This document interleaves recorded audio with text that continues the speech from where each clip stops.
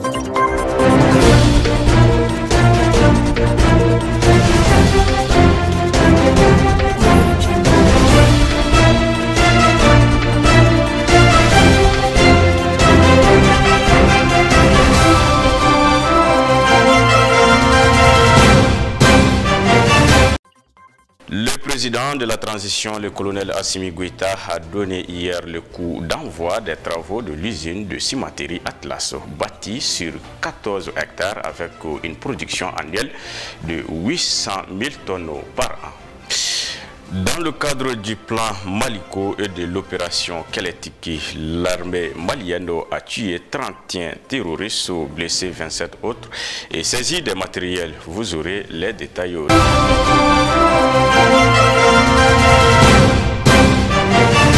Bienvenue à toutes et à tous. Merci de nous choisir pour votre source d'information. Le village de Djogar du cercle de Kati a abrité ce jeudi 2 juin 2022 la cérémonie de pose de la première pierre de l'usine de cimenterie Atlas par le chef de l'État, le colonel Assimi Goïta, le chef du gouvernement, Dr Choguel Kokalamaïga, le président du CNT, l'honorable Malik Diaw et d'autres ministres ont pris part à la cérémonie de pose de la première pierre de l'usine placée sous la haute présidence du président de la transition. Suivant le reportage. La réalisation de l'usine de cimenterie Atlas de Djogar va coûter aux copromoteurs, à savoir Papa Oumar Samake et Amadousso, d'une bagatelle de 50 milliards de francs CFA avec une capacité de production annuelle de 800 000 tonnes. L'objectif recherché est de réduire l'importation de ciment vers le Mali et de pallier définitivement le problème de l'employabilité. Cette unité de production d'un coût global d'investissement de près de 50 milliards de francs CFA vient ainsi enrichir le paysage industriel de notre pays, jadis loué par tous, mais qui connaît des difficultés actuellement.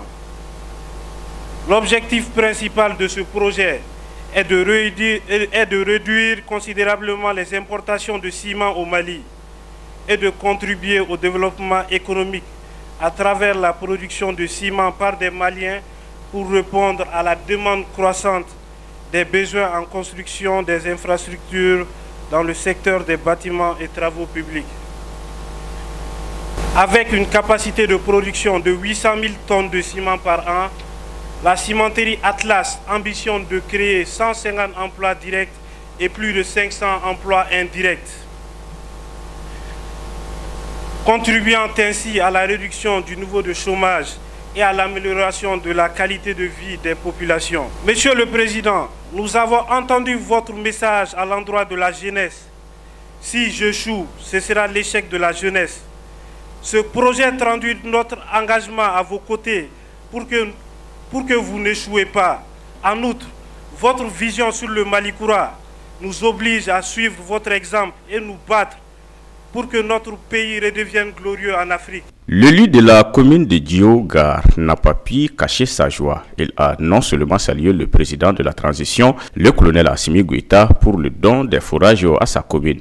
Il a aussi enlevé son chapeau pour les jeunes initiateurs de ce grand projet. Selon lui, ce sera une occasion pour booster l'économie de plus de 12 villages de sa commune. Je voudrais tout d'abord exprimer mes vues de remerciements de ma très sincère gratitude de son excellence M. Assimi Goïta. Vous avez fait preuve en qualité de propre un grand apport pour soutien de la population vulnérable sur l'ensemble du territoire national à travers le financement de l'œuvre sociale. Juste excellente, Monsieur le Président, le résultat est visible ici, même à Djogar, à travers la relation d'une addiction d'eau sous mer. Je m'adresse particulièrement mes sincères remerciements de vivres félicitations aux responsables de futures cimenteries qui ont contribué à la mise sur pied à la société Atlas SA, maître d'ouvrage de cette usine. L'usine de cimenterie Atlas qui sera bâtie sur une superficie de 14 hectares, à 100% partenariat malien dont sa réalisation prendra 3 ans. C'est pourquoi les autorités de la transition ont facilité l'accès des documents qui permettront de construire l'usine. La cérémonie qui nous réunit aujourd'hui est consacrée par la grâce de Dieu Tout-Puissant à la pose de la première pierre de la société SES Industrie. L'usine de ciment dont le président de la transition, chef de l'État, va poser la pierre dans quelques instants est initiée par la société SES Industrie. Elle est une société de droit malien créée en 2021 avec un capital initial de 1 million de francs CFA porté à 100 millions de francs CFA en novembre 2021. L'objectif visé est de doter le Mali d'une nouvelle cimenterie de dernière génération à Diogar. C'est le lieu de souligner qu'il s'agit d'une cimenterie à actionnariat 100% malien. La future cimenterie sera bâtie sur une superficie de 14 hectares. Sa capacité de production annuelle sera de 800 000 tonnes de ciment avec des renforcements prévus de la production dans les années à venir. Le nombre d'emplois à créer serait d'au moins 61 emplois directs dès le lancement avec un objectif de plus de 1000 emplois sur les 10 prochaines années. Il est à noter que la priorité sera accordée aux riverains de l'usine pour le recrutement des ouvriers et autres postes selon les qualifications. Le montant total de l'investissement est de 50 milliards 2 510 000 francs CFA et la durée de réalisation du projet sera sur 3 ans. Monsieur le Président de la Transition, honorables invités, Mesdames et Messieurs, c'est aussi le lieu de rappeler que la société SES a bénéficié de l'accompagnement de l'État à travers l'octroi d'un agrément au Code des investissements lui donnant droit à des avantages fiscaux et douaniers dans le cadre de la réalisation de son projet dans l'exploitation de la cimenterie. À la fin de la cérémonie, le président de la transition, chef de l'État, le colonel Assimi Goïta, a procédé à la pose de la première pierre de l'usine. Le chef de l'État a aussi salué les jeunes copromoteurs de la cimenterie Atlas au nom de leur patriotisme et appelle tous les nantis du Mali à emboîter les pas de ces jeunes patriotes afin que le Mali soit développé et indépendant. Le ministre de la Défense et des anciens combattants, le colonel Sadio Kamara, a rencontré le jeudi 2 juin 2022 dans la salle d'audience du MDAC le nouvel ambassadeur d'Égypte au Mali, son Excellence Tar Abdelhamid Noureddine. Cette entrevue a enregistré la présence du secrétaire général du MDAC, le général de division Sidiki Samake, de l'inspecteur général des armées, service le général de brigade Brahima Diabaté, du chef de cabinet du MDAC, le colonel-major Farhan Sankaré et plusieurs autres chefs militaires et personnalités des deux pays. L'objectif de cette visite était de s'entretenir avec le ministre de la Défense des anciens combattants, le colonel Sadio Kamara, afin de voir des possibilités de développement et de coopération militaire entre nos deux pays. Selon l'ambassadeur d'Égypte au Mali, son Excellence Tar Abdelhamid Noureddine, il a échangé avec le ministre de tous les domaines possibles de coopération entre le Mali et l'Égypte, surtout dans le cadre militaire pour renforcer et intensifier la coopération militaire entre son pays et le nôtre. Il a souligné que l'Égypte et le Mali ont un lien historique d'amitié qui date de la création de la République du Mali.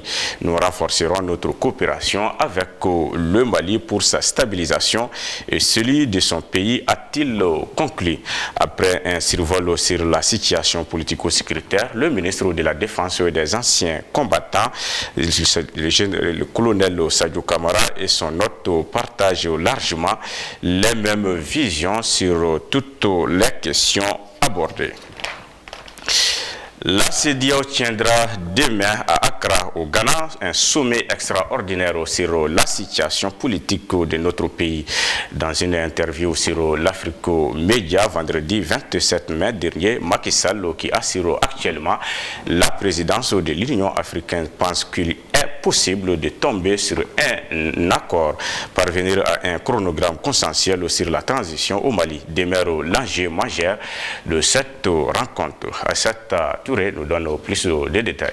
Un compromis entre les parties devrait systématiquement enclencher le processus de levée progressive dans les sanctions illégales illégitimes et inhumaines prises à l'encontre du Mali. Raison pour laquelle ce sommet est particulièrement attendu par les peuples d'Afrique de l'Ouest qui souffrent collectivement des conséquences de ces sanctions.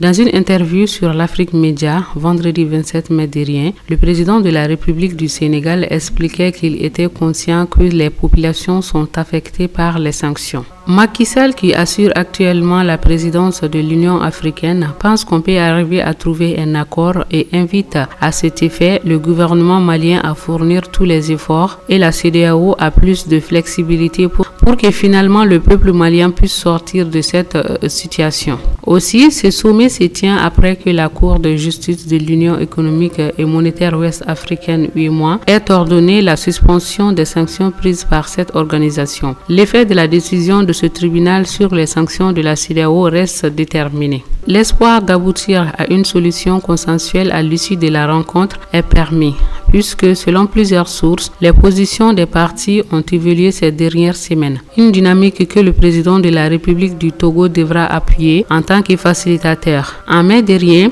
Faure Gnassingbé a été sollicité par notre pays pour soutenir l'effort de dialogue avec la communauté internationale et prendre des initiatives de facilitation et ou des missions de bon office pour mobiliser à nouveau les acteurs régionaux et internationaux autour de la transition. Et depuis l'entrée en scène du président togolais, les lignes bougent. Le gouvernement malien a suffisamment fait la preuve de sa bonne foi dans la recherche de solutions consensuelles à la crise. À la CEDEAO de prendre en compte la complexité des enjeux auxquels le Mali est confronté et les aspirations profondes du peuple malien. D'autant plus que la pertinence des réformes souhaitées par les dirigeants maliens est reconnue même au sein de l'équipe technique qui regroupe les représentants de la CEDEAO, des Nations Unies et de l'Union africaine. À travers un communiqué, l'état-major général des armées informe que les forces armées maliennes continuent la recherche et la destruction des sanctuaires terroristes dans le cadre du plan Maliko et de l'opération Keletiki. Les terroristes, dans de multiples actions désespérés, ont ciblé des populations civiles comme surtout massacre des chevaux des paysans dans le cercle de Djéné, Abi et menaces constatées sur les populations à Youarou et à Tara, restriction des mouvements des moyens de transport sur le tronçon de Douanzan Boni, Abi sur les forains dans la foire d'Isseyo dans le cercle de Mondoro. Depuis le dernier communiqué en date du 24 mai 2022, les FAMA ont mené des actions majeures au cours desquelles 31 terroristes ont été tués ainsi que des matériels saisis. Abdou Ouattara. Les FAMA ont réagi dans les actions aéroterrestres à une embuscade complexe sur l'axe Gossi-Gao cet après-midi avec un bilan provisoire de 2 morts et 9 blessés côté FAMA, avec 2 véhicules détruits par des engins explosifs improvisés et côté ennemi 7 terroristes neutralisés. Les FAMA, dans le cadre des opérations de fouilles, le 13 mai 2022, dans les secteurs de Serma, ont neutralisé des spécialistes de pose d'engins improvisés de la Katiba Serma. Les investigations ont permis d'identifier à ce jour l'un des poseurs du nom de Boubakari Diko, un lieutenant très actif et très influent dans la zone. Le 24 mai 2022, les FAMA ont mené une opération aéroportée engageant les forces spéciales dans les forêts de Kangul et Larou dans les secteurs de Tenenkou, ciblant un haut cadre de la Katiba de Massina. Sur la base des renseignements précis reçus, les forces aériennes FAMA ont mené dans la matinée du 27 mai 2022 aux environs de 8 h une frappe contre une base terroriste située à 3 km ouest du village de Serma, commune de Boni. Et région de Douanza, le bilan de cette frappe fait état de bilan humain. 31 terroristes neutralisés, dont les responsables recherchés Abou Yahya Sabaline. L'adjoint de l'émir de la Katiba Serma, Abdoulaye Ba, alias Abdullah Fataha, chef de base dans le secteur de Nyaki Diko. Bakri Aladji, Saïdou alias Abdul Kafara, logisticien terroriste Diallo Amadou alias Al-Moussada, originaire du village de Serma, grand chef dans le leadership de la Katiba Serma Sidi Ould Mohamed alias Abou Hamza, originaire du secteur d'Intili, conducteur de Hamza. Il est chargé de transporter des armes pour les combattants terroristes dans le secteur de Gourma. Abou Naïm, combattant de la grande base de serment, le corps d'un responsable terroriste est en cours d'identification. 27 autres terroristes ont été blessés au cours de cette frappe, dont Moussa Hima Diallo, légèrement blessé à la jambe et à la tête. Ils ont tous été acheminés dans les villages de serment pour les soins. Bilan matériel, 2 véhicules pick-up brûlés dont un Kia, une vingtaine de motos et divers matériels brûlés. Le 30 mai 2022 également, sur la base des renseignements précis, les groupes armés terroristes ont constitué un important stock de riz à Zelenga Hamo, village situé à 7 km au sud-est de Djabali. Une reconnaissance offensive des FAMA aux environs de 16 heures a permis d'identifier le magasin contenant 67 sacs de riz qui furent récupérés et acheminés à la base FAMA. L'unité de reconnaissance a vigoureusement réagi à une prise à partir d'un des groupes armés lors de sa retraite, faisant 3 terroristes neutralisés. L'état-major général des armées présente ses condoléances aux 2 FAMA morts au combat et souhaite prompt établissement aux blessés. L'état-major général des armées rassure les populations qu'aucun effort ne sera de trop pour les forces armées maliennes dans leur lutte implacable pour la protection des personnes et de leurs biens, et que les actions de recherche, de renseignement, de poursuite et de neutralisation des terroristes jusqu'à dans leur dernier retranchement se poursuivront inéluctablement. La population malienne est très satisfaite et fière de nos forces armées et de sécurité qui ne cessent de mener des opérations de destruction des sanctuaires terroristes et libérer ainsi les populations des mains de forces du mal. La population malienne est également satisfaite de la coopération avec la Russie et de l'acquisition des matériels de guerre. Reportage signé Abdou Ouattara. Depuis l'avènement du 18 août 2020, avec l'arrivée des militaires au pouvoir, l'armée malienne connaît une montée en puissance dans le cadre de la lutte contre le terrorisme. Cet exploit a été salué par plusieurs citoyens. Ces derniers demandent que les militaires augmentent leur action de lutte contre les ennemis de l'État. La montée en puissance de l'armée malienne est notre souhait. Le Mali d'aujourd'hui est encourageant. D'autres fois, nos camps militaires étaient attaqués et détruits par les terroristes. Aujourd'hui, cela n'est plus possible. Nous demandons à Dieu que ce succès soit continuel. Je demande aux militaires de continuer sans relâche. Nous les soutenons. Maintenant, nous assistons au retour de certains déplacés par la grâce de Dieu. Cela témoigne le retour de la paix. Quant aux acquisitions des matériels de guerre par les FAMA, la population sollicite au gouvernement de continuer à s'approvisionner davantage.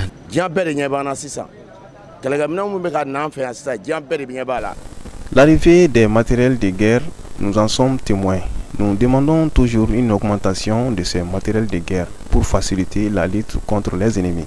Actuellement, le Mali fait à la une de l'Afrique, tout le monde entier, à travers l'acquisition de ces matériels de guerre. Il est temps qu'on continue à chercher davantage d'autres équipements. Les citoyens ont évoqué la rupture de la coopération avec l'ancien colonisateur et multiplié la coopération avec la Russie, la Chine et d'autres partenaires.